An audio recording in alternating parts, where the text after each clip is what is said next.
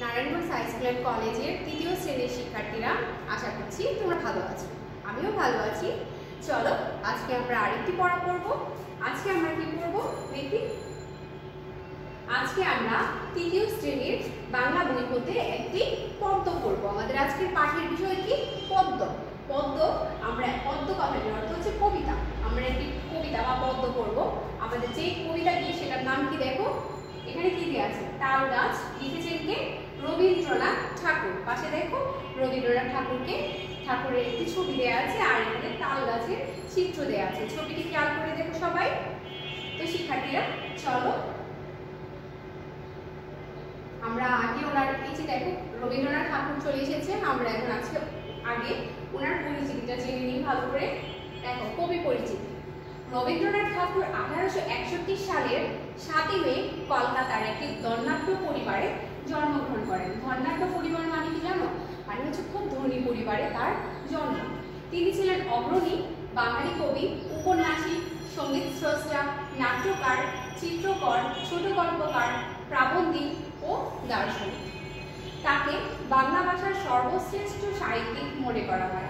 1913 সালে গীতাঞ্জলি কাব্যগ্রন্থের জন্য তাকে সাহিত্যে নোবেল পুরস্কার প্রদান করা হয়। ইউরোপে বাহিরের প্রথম নোবেল পুরস্কার বিজয়ী হিসেবে তিনি বিশ্বে ব্যাপক খ্যাতি লাভ করেন। মানে ইউরোপের মধ্যে কেউ এই নোবেল পুরস্কারটি পাননি, যা উনি লাভ করেছেন। দীর্ঘ রোগভোগের পর 1941 সালের 7ই আগস্ট জোড়াসাঁকোর বাসভবনে তিনি শেষ নিঃশ্বাস ত্যাগ করেন, মানে মারা যান। তো শিক্ষার্থীরা, এই হচ্ছে আমাদের বিশ্বকবি রবীন্দ্রনাথ ঠাকুর। আমরা ওনার সম্পর্কে জানলাম। চলো আমরা এখন ওনার কবিতাটি পড়ি। এই হচ্ছে আমাদের পাঠ্য বই মধ্যে আমি কবিতার পৃষ্ঠাটি খুলেছি, দেখো তোমরা সবাই। তাল গাছ। লিখেছেন কে? রবীন্দ্রনাথ ঠাকুর। আমি আগে তোমাদের আবৃত্তি করে একটু শোনাচ্ছি, তারপরে এটার প্রত্যেকটা লাইনটা বুঝিয়ে দিব। তাল গাছ, রবীন্দ্রনাথ ঠাকুর। তাল গাছ এক পায়ে দাঁড়িয়ে, সব গাছ ছাড়িয়ে, উঁকি মারে আকাশে। মনে সাত কালো মেঘ উড়ে যায়, একেবারে উড়ে যায়। কোথা পাবে পাখা সে? তাই তো সে ঠিক তার মাথাতে, গোল গোল পাতাতে। ইচ্ছাটি মেলে তার, মনে মনে ভাবে, বুঝি ডানা এই, উড়ে যেতে মানা নেই, বাসাখানি ফেলে তার। সারাদিন ঝরঝর থরথর, কাঁপে পাতা পত্তর। উড়ে যেন ভাবেও মনে মনে, আকাশেতে বেরিয়ে, তারাদের এড়িয়ে, যেন কোথা যাবে। তারপরে হাওয়া চেয়ে নেমে যায়, পাতা কাঁপা থেমে যায়। ফেরে তার কোনটি? যেইভাবে মাঝে হয় মাটি তার, ভালো লাগে আরবার, পৃথিবীর কোনটি? তো শিক্ষার্থীরা চলো কবিতাটি সম্পর্কে আমরা কবিতাটি মানে প্রত্যেকটা লাইন সম্পর্কে বুঝি। তাল গাছ কবিতাটি লিখেছেন রবীন্দ্রনাথ ঠাকুর। তাল গাছ এক পায়ে দাঁড়িয়ে, সব গাছ ছাড়িয়ে। দেখো সে এক পায়ে দাঁড়িয়ে আছে এবং সবচাইতে সবগুলো গাছ থেকে উঁচু কিন্তু এই তাল গাছ। উঁকি মারি কি আকাশে, মানে সে এত লম্বা মনে হয় সে আকাশে উঁকি মারছে। কালো মেঘ উড়ে যায়, একেবারে উড়ে যায়, কোথা পাবে পাখা সে? মানে কালো মেঘটা যখন উড়ে যায় তখন তার মন চায় কালো মেঘের সাথে সেও একটু উড়ে যাবে। তাই তো সে ঠিক তার মাথাতে, গোল গোল পাতাতে, তার পাতাগুলো কিন্তু খুব গোল গোল। ইচ্ছাটি মেলে তার, মানে গোল গোল পাতাগুলো দিয়ে সে তার ইচ্ছাটা মেলে যে কালো মেঘের সাথে সেও একটু উড়ে যাবে।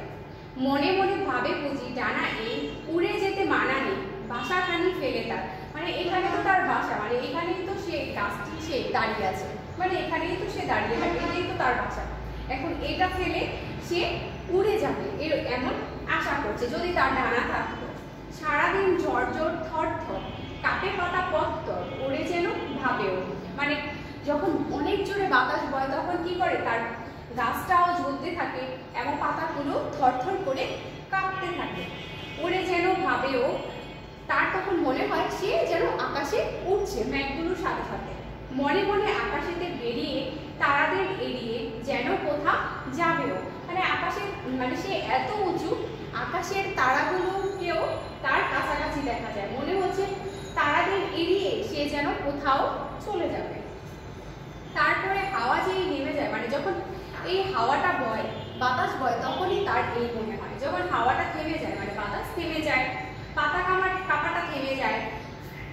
তার মনটা আবার ফিরে আসে তার এই বাসাখানিতে। যেইভাবে মাঝে হয় মাটিটা, ভালো লাগে আরবার পৃথিবীর কোনটি। তখন তার মনে হয় যে না, এটা আমার নিজের বাসা, আমার নিজের মাতৃভূমি। এই মায়ের এই মাটিকে ছেড়ে আমি কিভাবে অন্য জায়গায় উড়ে চলে যাব, সেটাই তালগাছ কি করে ভাবে। তার এই পৃথিবীর কোনটিতে তার এই এতটুকু জায়গা, এটা ছেড়ে বা এই জায়গাটাকে ফেলে সে কিভাবে অন্য জায়গায় চলে যাবে। বাতাসের কাঁপাটা যখন বন্ধ হয়ে যায় তখন তার মনটা আবার এখানে ফিরে আসে।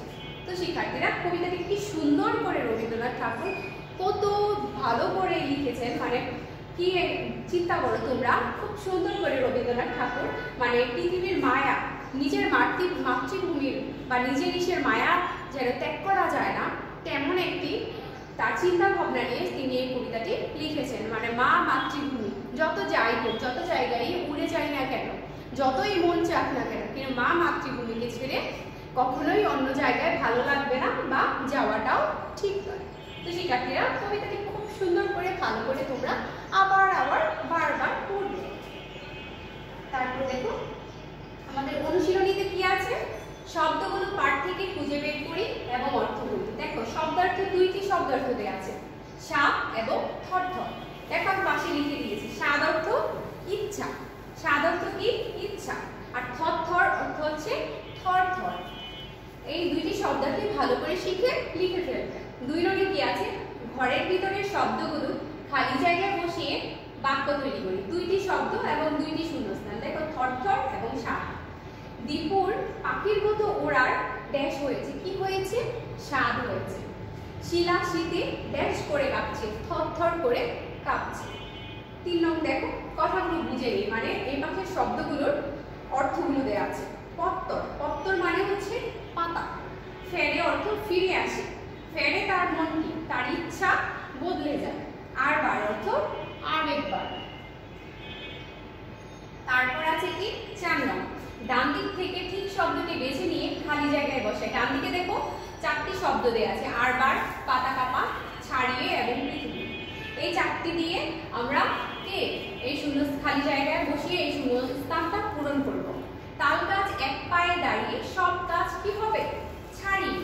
তারপরে হাওয়া যেই নেমে যায়, ড্যাশ থেমে যায়, কি থেমে যায়, পাতা কাপা থেমে যায়। যেইভাবে মাঝে হয় মাটি তার ভালো লাগে আরবার, ড্যাশ কোনটি, কিসের কোনটি, পৃথিবীর কোনটি। শিক্ষার্থীরা, তারপর দেখি 5 নাম্বার, ঠিক উত্তরটি বাছাই করে বলি উল্লেখ। ক, তাল গাছ মনে মনে কাকে মা বলে ডাকে, মানে সে মনে মনে কাকে তার মা বলে ডাকে, মেঘকে, আকাশকে, মাটিকে না পৃথিবীকে। কাকে, মাটিকে। মেঘকে, আকাশকে, মাটিকে এবং পৃথিবীকে। কাকে সে মনে মনে মা বলে ডাকে, কোনটি হবে, মাটিকে। তারপর দেখো খ, তাল গাছের মনে কি ইচ্ছা জাগে, সব গাছের চেয়ে উঁচু হবে, পাতায় বড় করে ভাসবে, আকাশে উঁকি মেরে দেখবে না কালো মেঘ ফুরে উড়ে যাবে, কোনটি, কালো মেঘ ফুরে উড়ে যাবে। তাল গাছের ইচ্ছা কখন বদলায়, মায়ের কথা মনে হলে, দিন শেষ হলে, হাওয়া নেমে গেলে না বেড়ানো শেষ হলে, কোনটি হবে, হাওয়া নেমে গেলে, মানে বাতাস থেমে গেলেই তো তার মায়ের কথা, মানে তার ইচ্ছাটা বদলে যায়। তারপর দেখি প্রশ্ন উত্তর আছে, মুখে মুখে উত্তর বলি ও লিখি। দেখো প্রশ্ন উত্তর 4টি দেওয়া আছে। কনক, তাল গাছকে দেখে কি মনে হয়, কনক প্রশ্নটা হচ্ছে তাল গাছকে দেখে কি মনে হয়। তাল গাছকে দেখে মনে হয় সব গাছকে ছাড়িয়ে এক পায়ে দাঁড়িয়ে কি করছে, আকাশে উঁকি মারছে। খনক, মনে সাত কালো মেঘ ফুরে যায়, কথাটির অর্থ কি, তাল গাছের পাতায় যখন বাতাস লাগে তখন তাল গাছ তার পাতাকে পাখা পাবে। তাল গাছের ইচ্ছে জাগে কালো মেঘ ব্যাগ করে তার উপরে গিয়ে খোলা আকাশে পাখির মতো কি উড়ে বেড়াতে। তারপর গণং দেখো, তাল গাছ কিভাবে তার ইচ্ছেকে ছড়িয়ে দেয়, আকাশে কালো মেঘমালাকে প্রচন্ড বেগে উঠতে দেখে তাল গাছের পাতাও জোরে জোরে কাঁপতে থাকে। তাল গাছ তার গোল গোল পাতাকে ডানা ভেবে আকাশে উঠতে চায়, এভাবে তাল গাছ তার ইচ্ছেকে ছড়িয়ে দেয়। তাল গাছ পাকা চায় কেন, দেখো আকাশে কালো মেঘমালাকে উঠতে দেখে তারও ইচ্ছে হয় আকাশে ওড়ার, তাই তাল গাছ কি চায়, পাকা চায়। তো শিক্ষার্থীরা এই 4টি প্রশ্ন উত্তর ভালো করে শিখে তারপর শুদ্ধ বানানগুলো ভালো করে শিখে তারপর লিখে ফেলবে। তারপর কি আছে আমাদের অনুশীলনীতে 7 নং-এ গাছের যত্ন নেওয়া সম্পর্কে 3টি বাক্য মুখে মুখে বলিও লিখি। মানে গাছের কিভাবে যত্ন নেওয়া যায়, মানে একটা গাছকে কিভাবে যত্ন নেওয়া যায় সে যাতে ভালো থাকে এবং ভালোভাবে বেড়ে ওঠে সেই সম্পর্কে। এইটা তোমাদের বাড়ির গাছ থাকবে, তোমরা নিজেরাই করে ফেলবে। 8 নং-এ কি আছে নিজের শব্দগুলো দিয়ে বাক্য তৈরি করি। দেখো বাক্য তৈরি দেওয়া আছে পৃথিবীর স্বাদ, মনে মনে ডানা, মাটি, এইগুলো দিয়ে তোমরা বাসায় বাড়ির কাজ করে ফেলবে। তারপর 9 নং-এ আছে তালগাছ কবিতার প্রথম 12 লাইন মুখস্থ লিখি। তালগাছ কবিতাটা তো বড়, তাই 12 লাইন কি মুখস্থ করে ফেলতে বলেছে, তো 9 নং-এ মুখস্থ করে ফেলবে। তারপর 10 নং-এ আছে কবিতাকে আবৃত্তি করি। কবিতাটি খুব সুন্দর করে আবৃত্তি করবে। 11 ছবি দেখি এবং ইচ্ছে মতো বাক্য লিখি। দেখো একটা ছবি দেওয়া আছে, 2টি তালগাছ দাঁড়িয়ে আছে এবং ছেলেটি তালগাছ দেখে কিছু ভাবছে। তো এই ছবিটা দেখে তোমার মনে কি মনে হচ্ছে, তোমার মনে যা আসছে তাই তুমি এখানে মানে এখানে বাক্য আকারে লিখবে। এই হচ্ছে বাড়ির কাজ। তারপর দেখো তালগাছ কবিতাটির মূল ভাব কি, মানে পুরো কবিতাটি পড়ে কি বুঝতে পেরেছি তার কিছু সারসংক্ষেপ, এটাই হচ্ছে মূল ভাব। চলো পড়ি। তালগাছ কবিতায় বিশ্বকবি রবীন্দ্রনাথ ঠাকুর তালগাছের ইচ্ছের কথা জানিয়েছেন। তালগাছ সব গাছ ছাড়িয়ে আকাশের দিকে মাথা তুলে এক পায়ে দাঁড়িয়ে থাকে। তালগাছ তার গোল গোল পাতাগুলোকে ডানা বাঁধে। যখন বাতাস প্রবাহিত হয় তার মনে ইচ্ছে জাগে কালো মেঘ ভেদ করে আকাশে উড়ে যায়, কিন্তু বাতাস থেমে গেলে তার পাতা কাঁপা থেমে যায়। তার মনে পড়ে মায়ের মতো মাটির কথা, পৃথিবীর মাটির সাথে তার মায়ের মতো সম্পর্ক, তাই তার মনটি ফিরে আসে কোথায়, মাটিতে। বুঝতে পেরেছো শিক্ষার্থীরা? তালগাছের খুব শখ সে আকাশে উড়ে যাবে, তার যদি ডানা থাকতো কালো মেঘের সাথে সেও ভেসে বেড়াবে, কিন্তু যখন এই বাতাস বয় তার গাছ যখন নড়তে থাকে, গাছের পাতাগুলো থরথর করে কাঁপতে থাকে, তখনই তার এটা মনে হয়। যখন পাতা কাঁপা থেমে যায় তখন তার আবার সেই মাটি এবং পৃথিবীর কথা মনে পড়ে এবং সে আবার এখানে তার মনটি ফিরে আসে। তো তালগাছের মনের ইচ্ছে নিয়ে রবীন্দ্রনাথ ঠাকুর এই কবিতাটি লিখেছেন। তো মূল ভাবটি খুব ভালো করে তোমরা শিখে খাতায় লিখে ফেলবে। তারপরে আছে যুক্ত বর্ণ। দেখো এই যুক্ত বর্ণগুলো আমরা এবার কিভাবে করছি, যুক্ত বর্ণগুলোকে ভেঙে লিখতে হবে এবং তা দিয়ে একটি শব্দ গঠন করতে হবে এবং যে শব্দটি হবে তা দিয়ে বাক্য গঠন। আমাদের এবার বাক্য গঠন কিন্তু আলাদা নেই, এই যুক্ত বর্ণের সাথে আমাদের বাক্য গঠন আসবে, মানে যে শব্দটি হবে যুক্ত বর্ণ দিয়ে সেই শব্দটা দিয়ে একটি বাক্য গঠন করতে হবে। চলো করি। যুক্ত বর্ণগুলো ভেঙে একটি করে শব্দ গঠন করো এবং উক্ত শব্দ দিয়ে একটি বাক্য গঠন করো। 1 জয় রেফ। দেখো জয় রেফটা কিভাবে হলো, রেফ যোগ জ, ব্র্যাকেটে রেফ চিহ্নটা দিয়ে দিবে। এটা দিয়ে যদি একটা শব্দ করি কি হবে, ধৈর্য। ধৈর্য দিয়ে একটি এবার বাক্য গঠন করি, ধৈর্য ধরো সব ঠিক হয়ে যাবে। এই বাক্য গঠনটা তুমি তোমার মতো করেও দিতে পারো। তারপর দেখো থয় থ, তয় থ। দেখো এটাকে ভাঙলে কি হয়, ত যোগ থ কি হবে, তয় থ। এটা দিয়ে একটি শব্দ করলে থরথর। তো থরথর দিয়ে একটি বাক্য গঠন করি, শিলা শীতে থরথর করে কাঁপছে। তারপর 3 নং শয়ঠ। শয়ঠকে ভাঙলে কি হয়, মূর্ধন্য স যোগ ট। এটা দিয়ে একটি শব্দ করি, চেষ্টা। চেষ্টা দিয়ে বাক্য গঠন করলে কি হবে, চেষ্টা করো সফলতা আসবে। তারপর লয় গ, ল যোগ গ, লয় গ। এটা দিয়ে যদি একটি শব্দ করি, ফাল্গুন। পহেলা ফাল্গুন আমার জন্মদিন। তারপর দেখো শয় থ। শয় থকে বাংলা কি হবে, দন্ত স যোগ থ, শয় থ। এটা দিয়ে একটি শব্দ করি, মুখস্থ। না বুঝে কোনো পড়া মুখস্থ করা ভালো না। তো শিক্ষার্থীরা এই যুক্ত বর্ণগুলো এবং বাক্য গঠন খুব ভালো করে শিখে ফেলবে। তারপর কি আছে দেখি, তারপর আছে আমাদের সমার্থক শব্দ। সমার্থক শব্দ কি, মূল শব্দ থেকে সমার্থক, মূল শব্দ এবং সমার্থক শব্দ লিখে নিবে, ঠিক আছে? তো সমার্থক শব্দের বিপরীত ওই শব্দটাও কি হবে, মানে শব্দটা থাকবে ভিন্ন, অর্থটা থাকবে কি সেম, সেটা হচ্ছে সমার্থক শব্দ। আপন, নিজ, বীর, সাহসী, স্বাধীন, মুক্ত, মিছিল, শোভাযাত্রা, হাসপাতাল, চিকিৎসালয়। তারপর কি আছে, তারপর আছে বিপরীত শব্দ, মানে মূল শব্দটার যেই শব্দটা হবে সেটা বিপরীত শব্দটা হবে, সেটা অর্থ থাকবে ভিন্ন এবং শব্দটা থাকবে ভিন্ন। এই হচ্ছে বিপরীত শব্দ। দেখো, প্রিয় অপ্রিয়, মিষ্টি তেতো, সম্ভব অসম্ভব, বিদেশ স্বদেশ, জীবন মরণ।